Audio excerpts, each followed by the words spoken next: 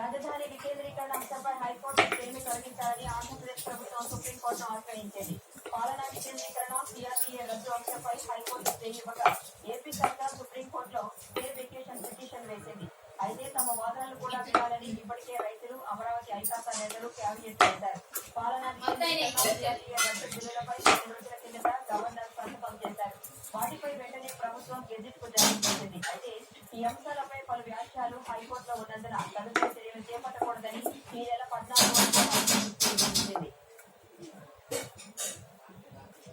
3 రాజధానుల నిర్ణయంపై ఏపీ ప్రభుత్వం వెనక్కి తగ్గాలంటూ రైతులు ఆందోళనలు కొనసాగిస్తున్నారు. మండలంలో నిరసనలు 235వ రోజుకు చేరాయి.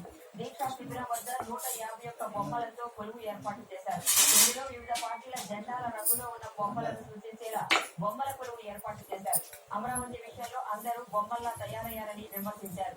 రాజధానిని ఎందుకు తరలిస్తున్నారో ఏపీ సర్కార్ను కేంద్రం అడగాలని రైతులు డిమాండ్ చేస్తున్నారు.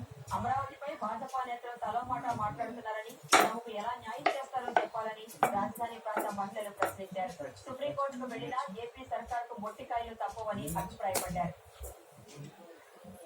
29,000 మంది రైతులు 33,000 ఎకరాల భూమిని ఇచ్చి ఈ రోజు మేము త్యాగం చేస్తే అది అంతా వృధా చేసి సుప్రీంకోర్టు చందాలా? సుప్రీంకోర్టులో ఏ న్యాయం జరిగింది?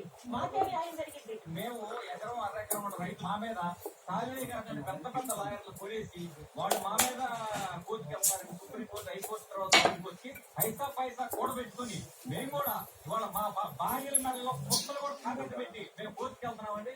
ఎన్నిసార్లు వెళ్ళారు ఇప్పుడు సుప్రీంకోర్టుకి? హైకోర్టు కాదని చెప్పేసి ఎన్నిసార్లు అనుమతించారు? మడికాయలు ఎత్తించుకొని మీరు ఏ కోర్టు పోయినా మీకు రివర్స్ లో తిరిగి మళ్ళీ ఎలా వచ్చిందో మేము గత ఇప్పుడు వచ్చిన దాని నుంచి మిమ్మల్ని చూస్తానే ఉన్నాం.